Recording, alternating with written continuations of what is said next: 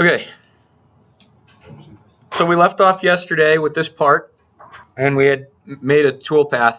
I wanted to talk about a couple of changes that we made, and unfortunately, it looks like I saved this. Let's see if I can open the one from yesterday, and maybe it wasn't saved because I made a couple of mistakes with the stock. Nope. It resaved what I did in the first lecture, but I made several mistakes with the stock. I don't know what was up with that tape measure or my eyeballs yesterday that we used to measure the stock in class, but it wasn't anywhere near right. First of all, this material isn't a 1/2 inch thick, it's 3/8 thick. And then it's not 4 1/8 wide, it's 4 inches wide. So we had to change all that, and it's important. It makes for a lot of different changes. So what we did in the first lecture is we went into our cam part definition and we redefined our coordinate system. So if you remember, this is how you do that. Edit your coordinate system. You have to change the part lower level to 3/8 instead of 1/2. The part upper level, since remember the overall thickness of this piece is 0.335. You subtract that from this thickness, then that part upper level comes out to 0.04 instead of, we had like 0.165 or something yesterday because we thought it was 1/2 inch thick. So we went in and we changed all that. Then we edited the coordinate system and put it back on the top of the stock. Okay, so I can't click through that for you again because we already changed it. Another thing we talked about was here in your coordinate system data, remember your machine coordinate system number, that's 1. That is analogous, it corresponds to the very first G code coordinate system, which in all cases is G54. You guys, however,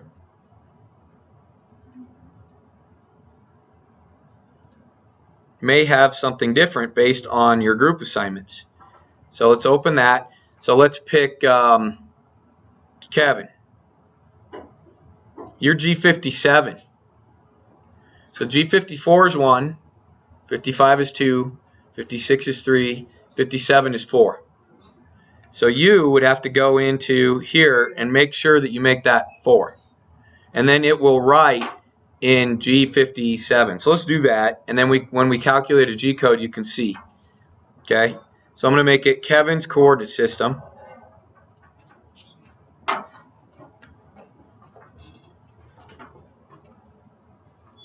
And accept that. And accept that. Okay. The other thing we talked about, which I kind of skipped over, and it came back up in the because we changed the stock, and it's an important thing to do, is before you even start any toolpaths, you should be thinking about your plan of attack for this part. So given that the stock looks like this, and it's on our screen here, and this is the part we're trying to make, we need to come up with a plan of attack. The very first thing in that plan of attack is, how are we going to hold this? So fixturing. So how are we going to hold this guy? Well, there's 2 raised parts on either end, the full thickness of the part. These two?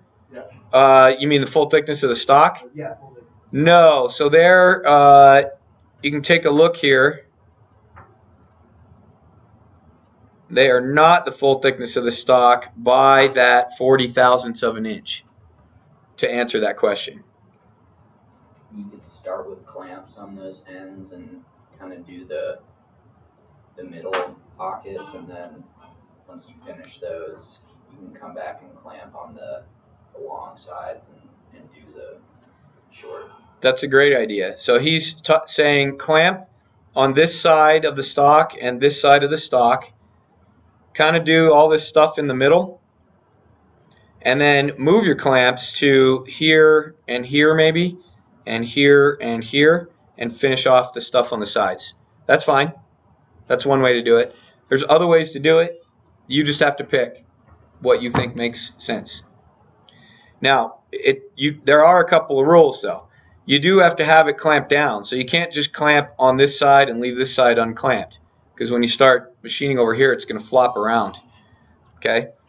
The other thing is, you may be able to get away in your case with one clamp on this side and one clamp on this side, but there's going to be some torques in here, so probably don't want just one. You might want two on each side, or at least like one on one side and two on the other, or something like that. And then another idea is, do you think we want to do the clamps on this side right here? Instead of your idea where we clamp left, right, could we clamp top, bottom? We could, theoretically, but is this a good idea? Is that a good choice in this case? Why?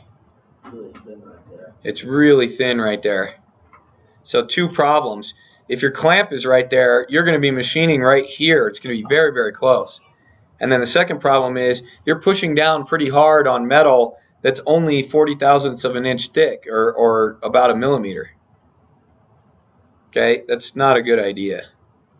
It could slip out. I was referring to the thicker portion of that, not the... I know that. Okay. You said here. What I'm saying is, would this have been a good choice? Oh, he's here. You got, wow, super service. You just have to email.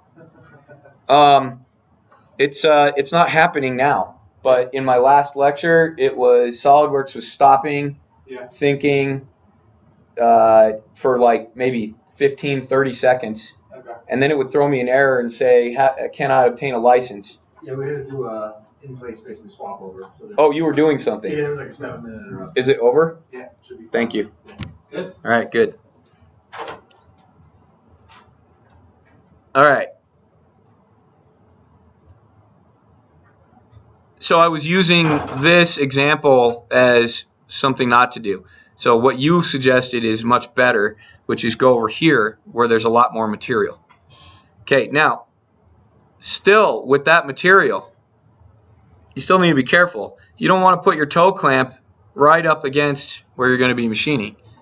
You want it in here somewhere, but not too close to this edge, otherwise you have the same issue you had up there, and not too close to this edge. So somewhere in the middle here maybe. Okay? And we are living dangerously here because that's not a lot of space, but it's enough. Okay, so I'd probably put my toe clamp in somewhere about halfway. And then if I was doing two on each side, I'd probably do one here and one here. Okay, so fixturing. You need to think about fixturing. And then you can move on to your plan of attack. Okay, so for example, are we going to do anything on the bottom? Personally, I would say no. This surface looks okay to me for the type of part it is. If we really cared, we could maybe sand it a little bit, but I don't think we need to machine that surface. So we know we're not going to do anything on this back, except maybe these countersinks. Okay, so I'm not worried about that right now. If Connor's right and I'm going to clamp this way, what am I going to do? So what am I going to do first? Probably everything except for mill off of the ends. Right, you definitely can't mill the ends because your clamps are sitting there. But you can do most of this stuff inside here. And in this particular part, the order doesn't really seem to matter much. Doesn't look like it matters. In general, I usually drill first because I use the tip of the drill bit to obtain my zero. In this case, you may not even want to use the drill bit to obtain your zero there. Remember, let's have this discussion. Since I changed the width of the stock, we have very little space here. So we need to be careful and not have the part tipped too much, rotated too much. It needs to be very parallel to the table travel. Otherwise, we're not going to have enough material to cut off. We only have about 30/1000ths or 3/4 of a millimeter to cut off here. So we can't have it tipped like this. We cut off the 3/4 of a millimeter here, we won't cut anything over here. So we have to locate this very parallel to the table travel. From yesterday's lecture, what can we use for locating accurately? Dowel pins. So we're going to use dowel pins that are drilled into our tooling plate on our machine, very parallel to or perpendicular to one of the table travels. And then we'll bump our part up against that with this nice edge, and then we'll clamp it down. Then we know that this is very parallel or perpendicular to the table travel, and we'll be okay. Another problem, though, is remember we only have 30 thousandths of an inch, about 3/4 of a millimeter. Now you can see that if you're really careful, right? But that's pretty small, right? So eyeballing that 30 thousandths with the drill bit, that 0, may not be a good choice in this case. It's probably fine for the x-axis or this axis, this long axis, because you have a lot of wasted material here. So if you're off by a bit, it's okay, but not here. So you're probably going to want to edge find that edge, which will get you within about 1/1000th of an inch, which is well enough because you have 30 to go. Okay, so you're going to need to use an edge finder. Did you talk about that in lecture? Okay, so the other team didn't talk about that. They're about to talk about it now. So you probably want to edge find this in this case, and it'll be good practice edge finding anyway. You could edge find this edge too, but it won't be as valid because you've sawed it off, so it's not a really good edge to edge find off of. And a lot of you didn't saw it very perpendicular, which is okay. But if you edge find here, you'll get a different answer than if you edge find here. In that case, I'd probably just use the drill bit and kind of go in the middle to split the difference and call that your 0 just by eyeball. Okay, so in general, I start with drill bits. Now in this case, maybe we don't want to start with drill bits because if we machine all this stuff out and then we go back to drill these holes, we'll have less material to drill out. Maybe that matters, maybe it doesn't. I think we should start with the 4 big holes because we already wrote the toolpath. So how about that? I do want to go back into this toolpath because we didn't finish what we started yesterday and we kind of breezed through it.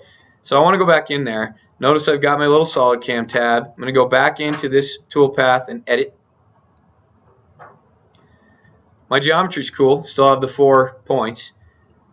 My tool was cool, although I want to talk about this again. See how this tool number says 1? Let's go back to Kevin. He's been assigned tools 16 through 20. So you don't want to use tool 1. You should have called that tool 16, 17, 18, 19, or 20. Okay? So and unfortunately, it doesn't look like you can go back and change it. I thought you could, but we couldn't find a way to do it. So I think you need to set it up when you first set up the tool. So in this case, we'd probably have to delete that tool and select a new tool. Okay? Call it a different number. I'll show you how to write that number in when we go to the next tool, which we're going to pocket with. All right, so let's go ahead and finish this. So we were okay with our tool. We had flood coolant. We had 7 inches of minute feed in Z. We had a 3,500 spindle speed rate, so that was fine. Now let's go to levels. All right. So the start level and the clearance level were globally set in your cam part definition. That's 5 inches above the part. So that's where the machine's going to start. Its first program is the start level. Clearance level is where it's going to go to in between holes. It's going to pull up after it's done with a hole, go to 5 inches, move over to the next hole, and go down. Your new field is safety distance. You click in the field and you see this picture. Here's that safety distance. It defaulted to 0.1 because that's what's in SolidCam's options. You can change the default. What that number is it starts at 5 above your hole, and it's going to rapid down to that safety distance. At the safety distance, which is 0.1 inches, about that much, above the part, it's going to start moving at the feed Z rate, the 7 inches a minute. So it's going to slow down, okay, which is good. Now, you could increase this to be safer so that it starts going slower well above the part, but that's going to cost you time because it's going to have to move through that distance at that slower feed rate. You will also have another choice of, at the machine, you can change the feed rate of the machine with a knob. So I like to leave the safety distance at 0.1 and then slow the machine down as it gets closer to the surface and then check and see if I'm okay, if my zeros are correct. You will see that in one of the lectures, probably the CNC lecture. I don't think you're there yet. It's probably tomorrow. Okay. Now you need to look at your levels. And we were having trouble with these levels. SolidCam is giving us some trouble with these levels because our stock is above our part level. So what I really wanted to do for the drilling, oh no, that's in the milling section. We'll go ahead and keep going with this. The upper level in this drilling we put at 0. That's okay because 0 is the top of our stock. And our drill depth was this 375. If you didn't like that, you could hit the drill depth button and select the back face, and it would be in there. Okay, I selected this other option called full diameter. So if this is 0, the top of the stock, and this is negative 375, if I zero the tip of my tool, which is what we do, off that stock, if I go to 375 deep, the tip is going to be down here and I'm going to be left with that little tip angle there, right? I don't want that. I want to cut all the way through, as you can see by this piece. See it there? So I selected full diameter, and what SolidCam is going to do is it's going to take the angle that you input for the drill bit tip, which is why we had to put the 135 degrees in, because that's the type of drill we're going to use. It's going to calculate the height of that little triangle, and it's going to add that to your drill depth. And that should theoretically get that tip through the bottom of the material. Now, there's errors in zeroing, and there's errors in the manufacture of the drill bit, and the drill bit might be dull, so right where that triangle meets the body of the drill bit may be dulled off a little bit. So all those errors stack up into on the order of a few thousandths of an inch, so you may not get through that material.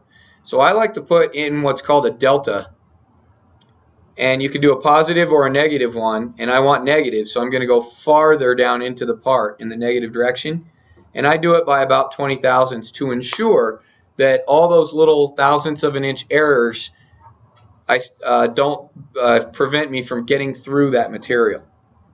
And 20 thousandths of an inch of drilling into my aluminum tooling plate isn't going to kill that plate. It's okay. That's why I made those plates, is so that you could drill into them. Now you don't want to drill into them by 1/4 inch. You don't want to make some big deep hole in my plate. So 20 thousandths is reasonable. 10, 20, something like that. Yep. Those plates are on the machine, right? You don't have to worry about it. The tooling plates are already on the machine. You don't have to worry Yes, they are. Those are those big aluminum plates that you saw. Yep. They're really handy. Most companies or people make them. They're just super handy. They take a while, but all right. Now we go to technology, and we breeze through this too. There's a couple of options here. So for drilling, you could remember when I selected my holes, it kind of selected them, and it did this one, and then that one, and then this one, and then that one. You can force that to be a different direction with these. Okay, so you can have it calculate the shortest distance. You can force it to go a certain way, like this hole to that hole to that hole to that hole. Doesn't really matter in this case, and it doesn't really matter at CU in general, because you're doing 1 or 2 parts at a time. It matters if you had parts that had 50 or 100 holes in it. You'd want to make the shortest time between holes, right? We're not going to worry about it here. What we are going to worry about is drill cycle type. So there's all these different canned cycles. Remember those? So it defaults to G81, which by this picture, it's hard to tell by the picture, but that's the drill bit. Comes in, it goes all the way in and all the way out. Now we've got a relatively small diameter drill bit, and we've got a relatively thick piece. So if we tried to send that small drill bit all the way through this piece and all the way back, it might fill up the flutes with chips, overload the drill bit, and snap the drill bit in the part. So we don't want to do that cycle. We want to do the pecking cycle. Little bit, little bit, little bit, little bit, little bit. And that's G83 here. Okay? You can go, what's that? What's the difference between 83 and 73? No, it's really fine, and it's machine by machine. So if you go look at our machines, it shows what G83 and G73 are programmed to do. On our machines, G83 goes down into the hole with a peck, comes all the way out. G73 pecks in, doesn't come out. Pecks in, doesn't come out. Pecks in, doesn't come out. Okay? We don't ever want to do that. So we're going to use 83. So yeah, there's a ton of drill cycles. You're not going to use most of them.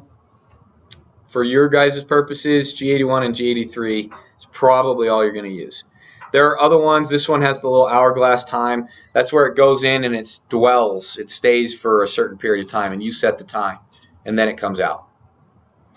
There are ones where it drills in, and instead of rapiding out, which is what this is going to do, it drills in at the feed rate and comes out at the feed rate. That's good for reaming holes.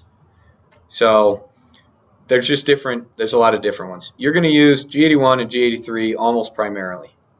Drill all the way in, come out, or peck in and out. Hit this data tab and you get to set the options.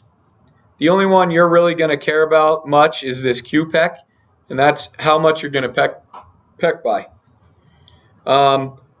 Again, you're going to have to ask a machinist or get some experience on what is a reasonable peck. In this case, I think 30 thousandths is a reasonable peck. You can go bigger pecks if you have bigger diameter drill bits that can withstand more loading. They can remove the chips faster because they have bigger flutes, and they're bigger so they can take more torque. These really little ones, you have to be careful. Really, really little drill bits, we've gone down to 1 thousandths pecks or 5 thousandths pecks. So 30 thousandths in this case. Let's go ahead and save and calculate. And I want to simulate. I'm going to show you some things on simulate. We'll show you more when we go into pocketing. So in simulate, this first simulate, which is the default one, is HostCAD. That's the one you'll use the most. You have all these options. You have show tool 3D. That's so that we can see the tool. You could show the holder. Doesn't really matter in this case because we didn't define the holder. But you could define the holder. You could go to our holder and measure it and type all the parameters in, and then you'll get an accurate depiction of the holder. You can show all kinds of other stuff. Data is interesting. Let's show data just for fun. It won't be as used. Actually, let's not show it. I'll show it in pocketing. Showing data is very useful because it shows where the tool is numerically rather than visually. And sometimes numerically you want to see where that tool is at in the part. I'll show that to you in a bit. You can show the different parts of the material also. And then you've got the speed. You can run through the program or you can step through it. The step feature is pretty nice sometimes if you just want to go one step at a time. Now that step is only one line of code at a time. So if that line of code is a whole routine of code, it's kind of going to skip it all. So got to realize that. All right, let's go ahead and just play this. We'll show you some of the other options later.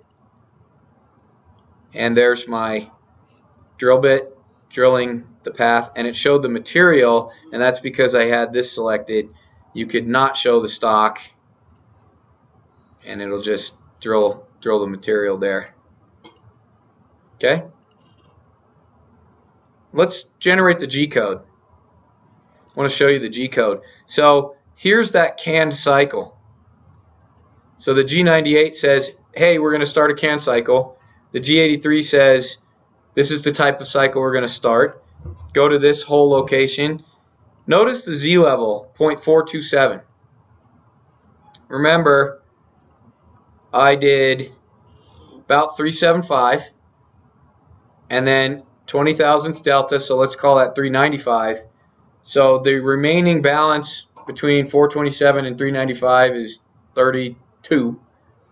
So the 32 represents the height of that 135-degree triangle on the tip of that drill bit. So it auto-calculated that for you and coded it in. Here's your QPEC. That's that 30 thousandths of an inch. The other thing you could have programmed in is retract clearance. So that's retracting 0.1 out of the hole.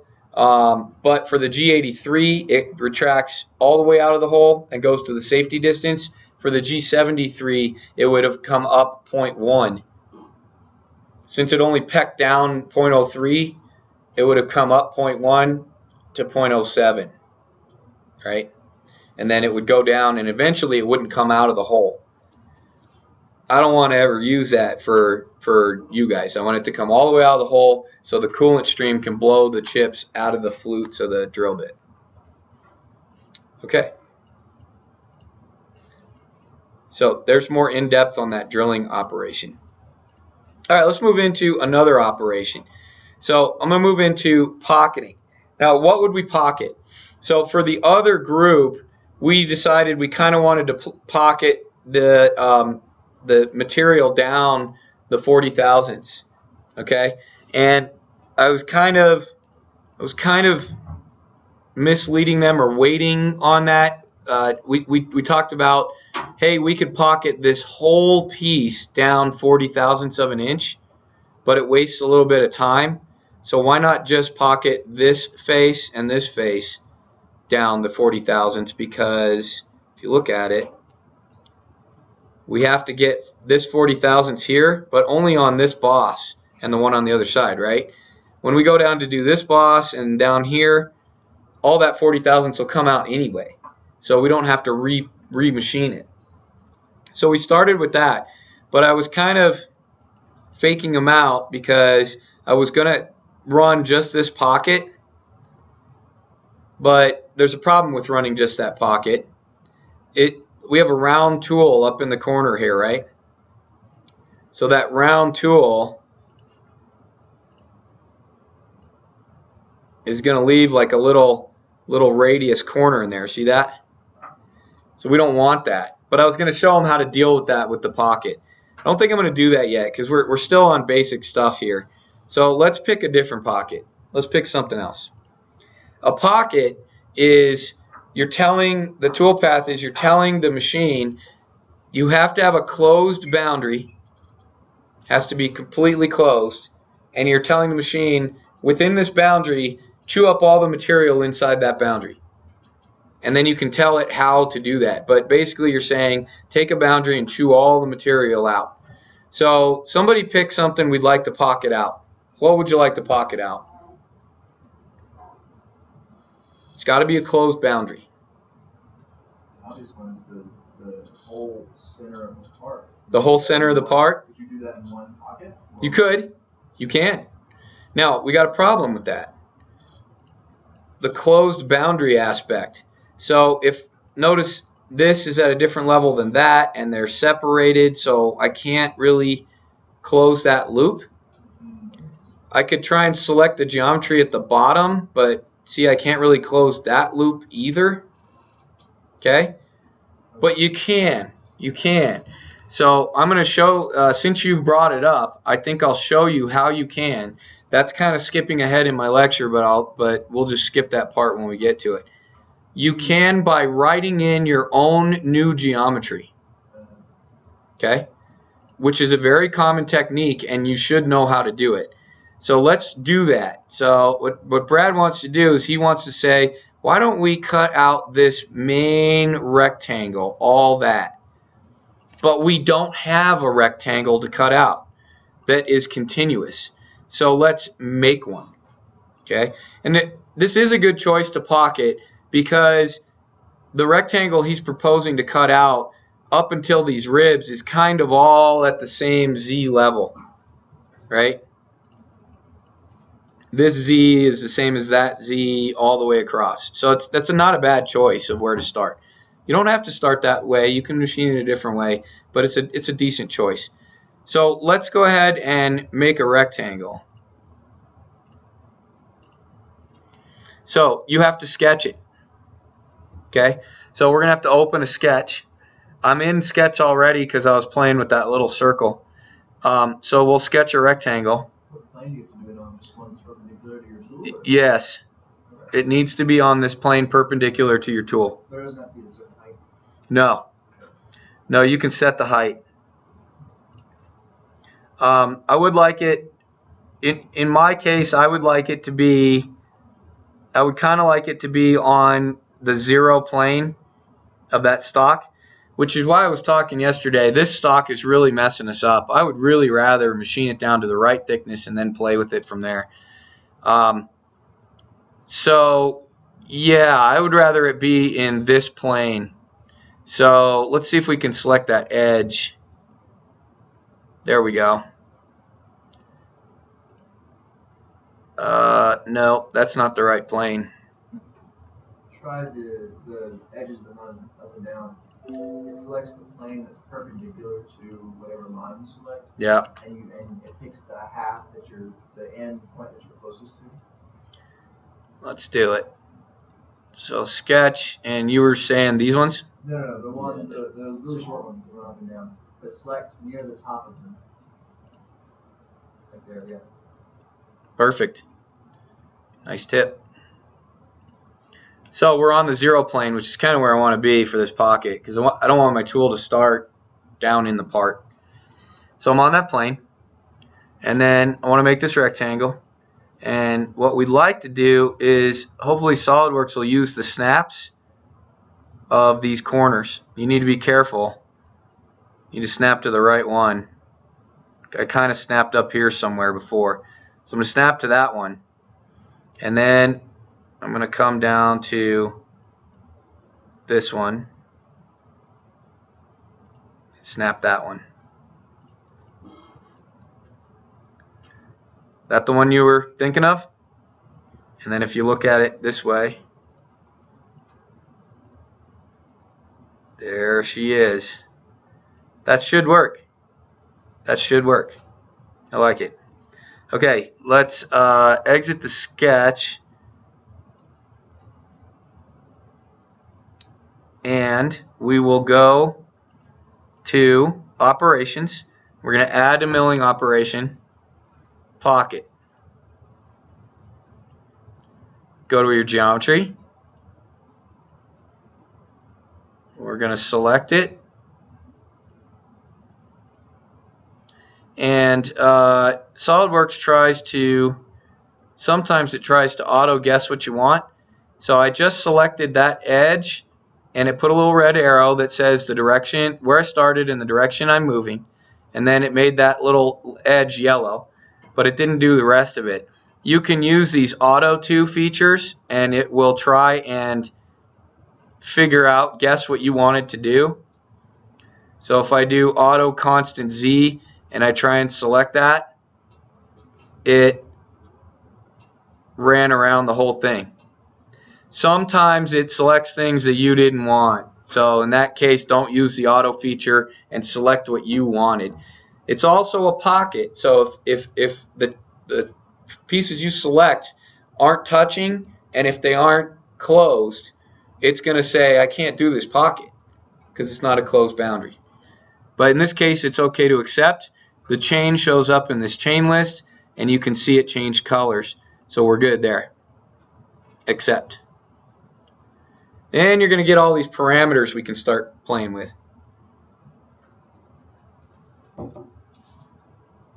Next thing to move on to is the tool. And I'm going to remember for Kevin, I'm going to select a tool, but we're going to select a new one and an end mill.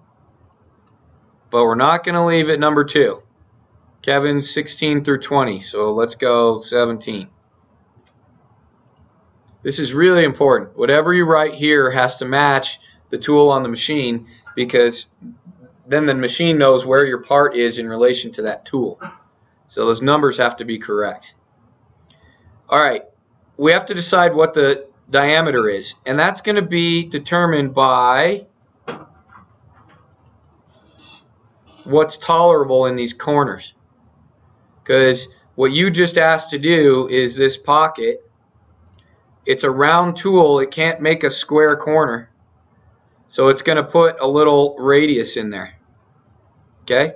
So you would need to select the tool based on that radius. Now in this case, it's not going to matter.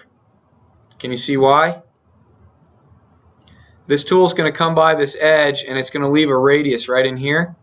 Why does that not matter in this case? Later you're going to blow right through where that radius is. Yeah, later we need to cut this thing out. So we're going to cut that radius out later. So it really doesn't matter other than we don't want this radius. I guess we don't want it to be bigger than from there to there. Yeah, that's true. Otherwise you'd miss part of it. Right. Otherwise you'd just have to do another You'd have to cut it another operation. So let's go to evaluate and measure between there to there just to make sure that we're not hosing ourselves. Ah, too many selections.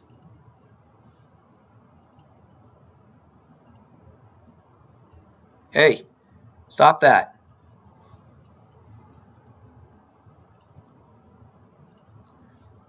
I want you. Ah. You try the vertical. No, it's just coffee. 0.281. So this is 0.281. The radius of the tool, so the diameter of the tool is double. So if I could use a tool double that diameter, and it would leave a radius from there to there, right? So that means I could use upwards of a ½ end mill. So our quarter is certainly fine. Our quarter is going to be a radius of 125, which puts us in here somewhere, right? So that's cool.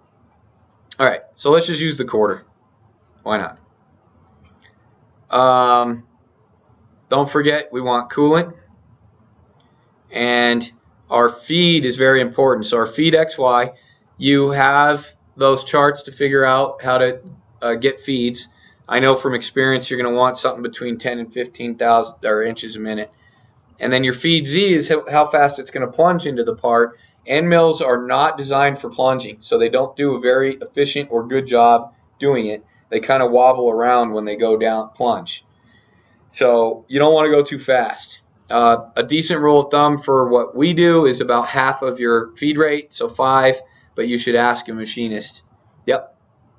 If you have a non-center cutting end mill, can you set that at 0 to tell it, I don't ever want you to plunge, regardless of what I might accidentally tell you to do? No, that won't work. Okay.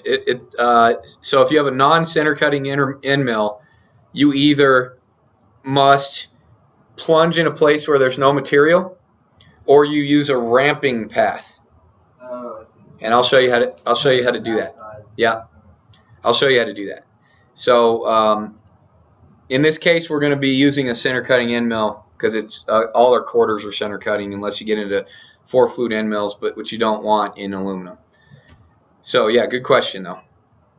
Spindle speed, you have calculators for that. I know from experience 3500 would probably work, and that's all we need to know. Now we go to levels. So again, our global defaults at 5 and 5 are safety distance. That's fine. Here's where we were having problems that were irritating me. My upper level, I kind of want my upper level to be 0. All right, and I want my pocket depth to be down in here.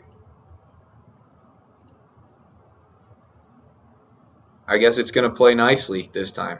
Okay. Whatever. It wasn't playing nicely before. All right, so upper level and pocket depth. Now, your step down is how far the tool, if you click in the field, you can see here, we don't want to take that 0.292 all at once. That's the diameter of the tool is only 0.25, so we'll be taking huge, massive chunks out. We have a chance of snapping the tool there. General rule of thumb is you want to stay well under half the diameter of your tool, and even that's not good in a lot of cases. So we need to be well at least under 100, and I think less than that. So I think we should step down by 0.05. You can select equal step down, and it'll step it down by 0.05, sort of. So it's got 0.292 to go. That's obviously not divisible by 0.05. So what it's going to do is it's going to say divide that up into something less than 0.05 evenly. And then it further complicates it in the next tab. So our technology tab gives us a whole bunch more parameters on what we can do. Some of these are important. The first one is this overlap. So if you've ever mowed a lawn, you know about overlap. You don't mow a swath and then mow the next swath right next to it. You overlap some to make sure you catch all the blades of grass, right? So you can set that overlap. 50% is a little too much, a little aggressive, but you could set that at something else. You can also set it as a value instead of a percentage of the tool diameter. Yep. You're saying it should be less than 50, or more than 50% or less than 50%? Yeah, we could do less, because this is 50% is kind of a waste of time because we're going to be way over that line. You could do less. Okay. You were saying it was pretty aggressive too? I mean aggressive in that you could be closer to the edge. Okay. I guess I should use another word. So you could be closer to the edge. Okay. Overlap is not the same as engagement, though, right? What do you mean engagement? Like how, in terms of what percentage of the diameter is cutting the material? Sort of. So I know that. So it wouldn't be the same. for the first pass, nothing's been cut, so you're going to take the whole diameter. But then the overlap then takes over with what you're saying, yes. Because if you overlap by less, then you're only going to have the rest of the passes are going to be the same amount or smaller percentage of the diameter cutting at a time. So if you have 50% overlap, the center of your tool would essentially be running along the edge of your previous cut. Yeah. Okay. Yeah. So it's not incredibly important in our case because we're doing one part or two parts. It's a prototype type thing. If you are a manufacturing engineer at a company and you're writing a toolpath for 50,000 parts, every second counts. So you're going to want to push that envelope as close as you can and still get a good part out for time's sake. Right? Time is money. Here, we're in funny land. Doesn't matter. Okay? These are important. Very important. Offsets. So these are going to determine your finish passes. So if you look at this first one, here's the wall offset, which is going to be on our part right here, the wall. So if you've got the tool, the wall's here and the floor's here. Okay? We want to put something in there because we want a finish pass in here. We want to make this look pretty. And I guess the other group told me we didn't talk about tool deflection yet, have we? A little bit, but not much. You're going to have tool deflection. And the tool deflection, so this is a tool. It's a cantilevered beam. If you put load on it this way, it's going to bend, whether you like it or not. Okay? There's two directions it could bend, which is determined by how we cut. I'll tell you that in a bit. And it's the magnitude of the bend matters. So we want to do finish cuts because if we take a real big full diameter cut right on this edge, that tool deflection will be large because the magnitude of it will be large because we're taking so much material. We want to, on our last cut, we want to make that tool deflection small by taking a small cut. So that's called a finish cut. This wall offset is going to determine what is left to take out.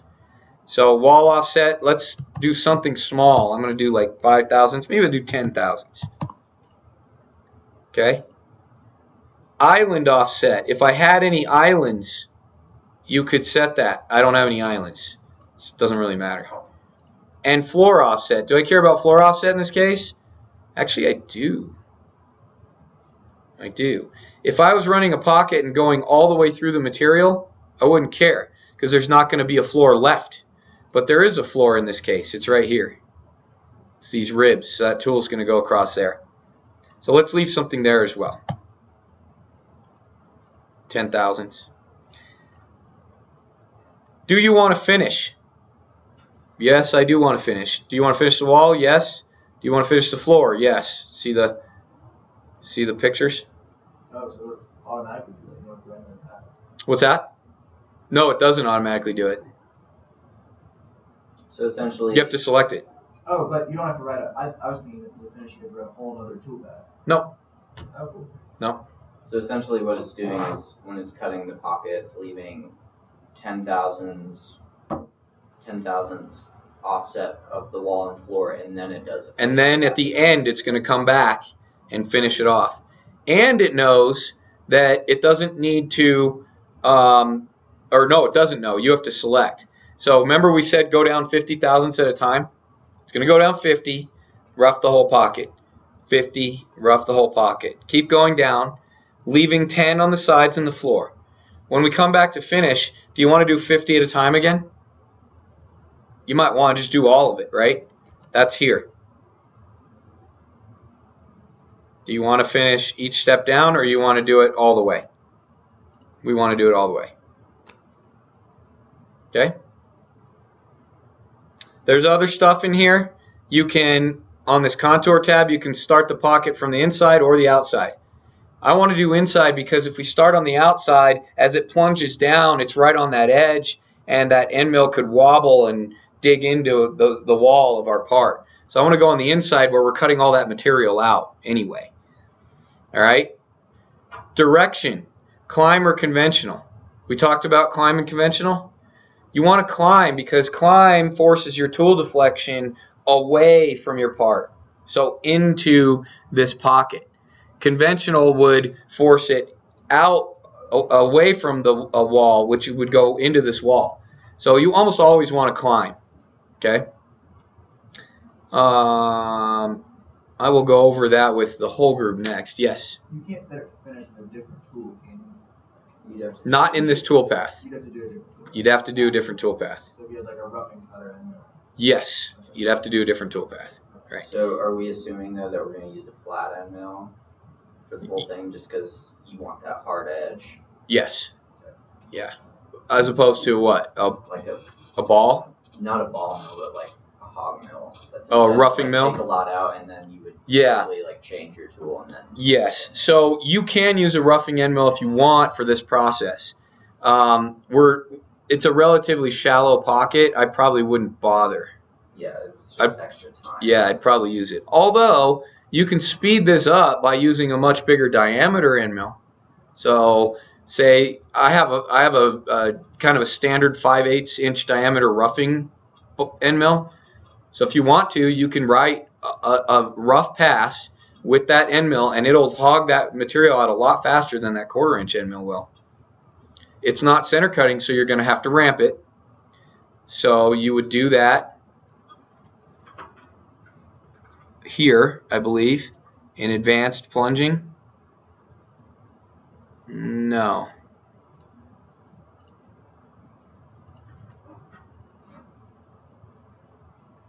Where is it? Oh, it might be in link. Let's go take a look at link. Yes, it's under link, ramping. So you get to select what kind of ramp. You can helix in, you can just do a linear ramp in, whatever you want. So in this case, I would probably do a linear ramp. You can see the difference. They show the pictures. I'd probably do a linear ramp, and then you get to select your data on how you ramp in. So you can select the angle or the length or any of that jazz, and it'll show you. So here's the pocket. It's previewing the pocket, and you can just click select if you want. You could just say ramp from there all the way to there, and I probably would do that. You want a kind of as shallow a ramp as you can get away with. Now that rougher I have, it'll take pretty much that. We're going like 291 deep. It'll take that 291. So you could probably rough the whole darn thing. If you were going to do that, I'd make your ramp pretty long. So if you want to do that, you feel free to do that. You're saying just make it a long ramp and then one pass. It probably could do one pass, yeah. It's a tough end mill. It's pretty sweet. It's violent. And you guys saw it. You saw the roughing end mills, right? You saw the geometry in the tooling lectures. So if you want to do that, you could do that. You can also cut it out with the 1/4 inch finishing end mill because we don't have a lot of material here. So it's up to you. You write it how you want to write it. You're learning that in this class. Okay, I'm going to go back to none just for now. And I think we had most of the parameters I wanted to do. Save and calculate. Real quickly, let's just simulate this at a quicker speed. 50, 50, 50, 50, 50, and then it finishes. Go a little slower. There's that 50. There's that 50. 50 approximately. So if you don't select equal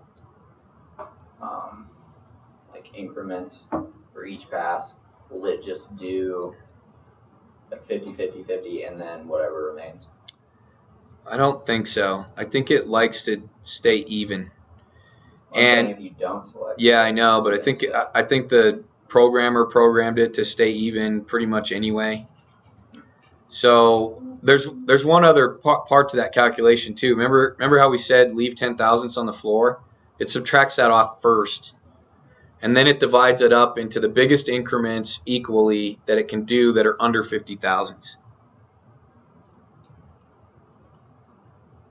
So okay, are we at break here? Yeah, We're over.